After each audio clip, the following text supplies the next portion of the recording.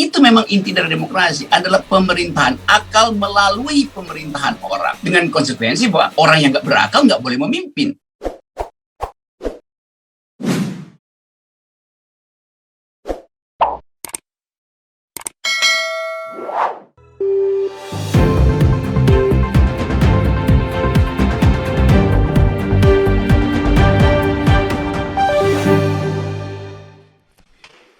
Ya, kita jumpa lagi dan kita jumpalitan lagi. Ya, tadi disebut bahwa bukunya Rizal itu aset. Enggak, itu liability itu. Itu buku yang untung doang, nggak penting. Dan karena itu tidak perlu dibaca itu. Tapi itu kata pemerintah, bukan kata saya. Dia memang puntung. Puntung itu nggak diperlukan lagi. Tapi puntungnya masih berasap. Itu bahayanya. Jadi ini yang ditulis Rizal itu adalah puntung berasap. Di dalamnya ada semacam sinopsis dari kegelisahan sekaligus keinginan untuk menghasilkan yang baru. Jadi kita akan ingat buku Rizal sebagai monumen yang harus kita rayakan karena momentumnya ada tuh. Banyak orang menganggap bahwa kita punya momentum tapi monumennya enggak. Nah, buku Rizal ini merekam momentum itu lalu kita jadikan sebagai monumen. Jadi ini pentingnya buku itu. Isinya tentu tentang upaya untuk restorasi demokrasi. Setiap kali kita bicara demokrasi, apalagi dalam bentuk kritik, itu artinya pemerintah itu gagal menghasilkan demokrasi.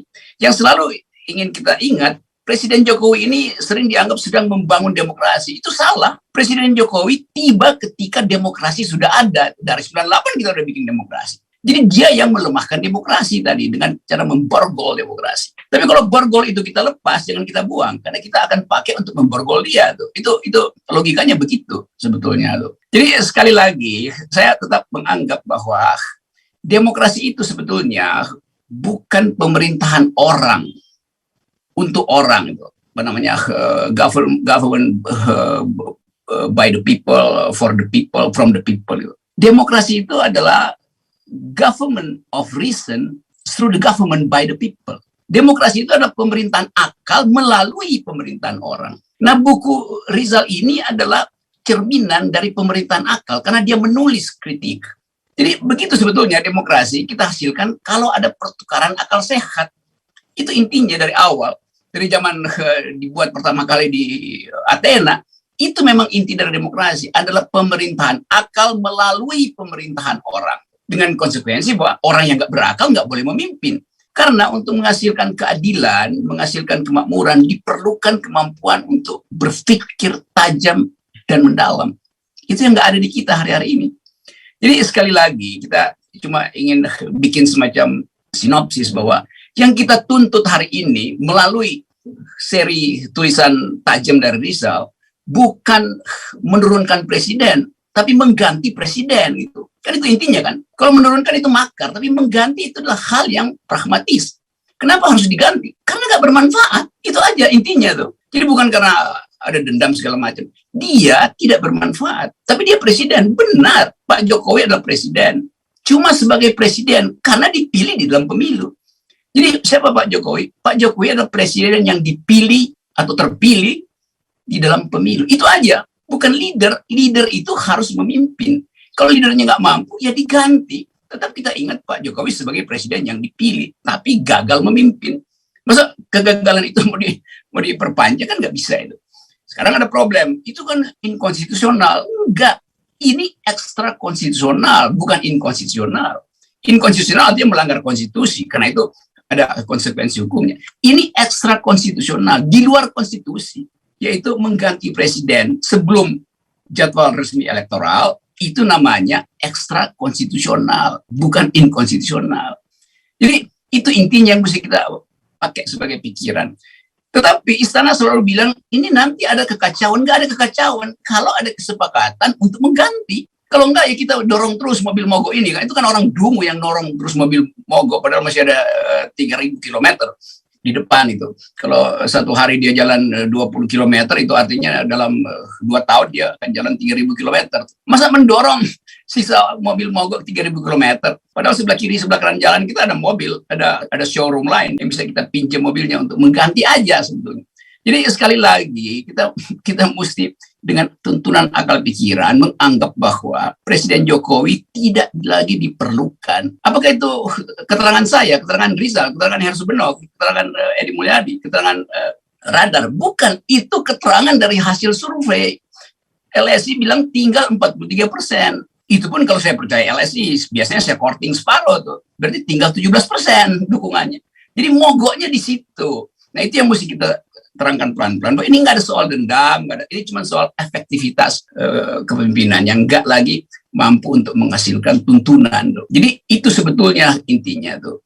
Nah dengan cara itu kita balik pada prinsip bahwa politics is the art of the possible. Seni tentang yang mungkin.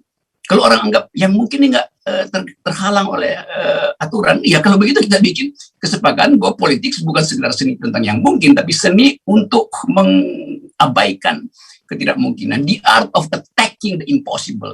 Jadi yang mesti kita hadapi adalah itu. Tentu ada opini buzzer yang terus-menerus digaji oleh negara untuk mengumpulkan sinisme atau pembangkangan itu. Tapi buzzer kan nggak perlu kita perhatikan. Nah mereka semua itu keras kepala buzzer ini. Dan sebetulnya apa gunanya juga ya buzzer keras kepala? Kalau kepalanya pecah juga nggak ada yang tumpah kan. Jadi percuma juga pelihara keras kepalaan itu. Jadi sekali lagi kita inginkan agar supaya betul-betul situasi hari ini kita olah untuk menghasilkan perubahan yang dipercepat secara ekstra konstitusional. Itu ada kebiasaan di dalam hukum tata negara, kita bikin aja konvensi-konvensi bahwa nanti perubahan ini akan jadi dasar untuk menghasilkan demokrasi yang lain gitu, bukan untuk menghentikan demokrasi. Karena dianggap ekstra konstitusional tidak demokrasi, justru itu demokrasi sebagai jalan keluar alternatif itu. Karena kelihatannya pencernaan politik istana itu terganggu sehingga dia nggak bisa mencernakan hasil reformasi itu. Dulu ada wartawan, dia tanya pada filsuf namanya Jean-Jacques Rousseau di Prancis. Dia tanya begini, Profesor Rousseau, apa yang menyebabkan demokrasi itu membusuk di Athena yang adalah tempat dilahirkannya demokrasi? Kata Jean-Jacques Rousseau, begini ya saudara wartawan, demokrasi itu ibarat buah bagus untuk tubuh manusia. Tetapi hanya lambung yang sehat yang mampu mencernanya. Sekarang pertanyaan kita hari ini adalah, lambung macam apa yang ada di istana sehingga gagal mencerna buah reformasi yang adalah demokrasi? Itu pertanyaan etis sekaligus pertanyaan politis. Dan kita akan jawab itu dalam upaya untuk menghasilkan ulang Indonesia menuju akal sehat, kemakmuran segala macam. Nah karena itu saya sebetulnya membayangkan secara agak satiris bahwa hari ini ke 17 Agustus itu mungkin periode di end game-nya berlangsung begitu. Nah, tentu kita tidak menginginkan bahwa 17 Agustus inspektur upacaranya bukan lagi Pak Jokowi. Mungkin masih Pak Jokowi, tapi setelah itu akan terjadi semacam pemulihan akal sehat untuk menganggap bahwa oke, Pak Jokowi silahkan memimpin upacara terakhir di tahun ini. Karena setelah itu akan ada relasi baru dengan kekuasaan yang kita sebut perubahan secara ekstra konstitusional, bukan inkonstitusional. Referensinya nanti akan dibuatkan oleh Refli Harun. Saya hanya mengajukan provokasi. Jelas ini provokasi berbasis akademik. Cukup.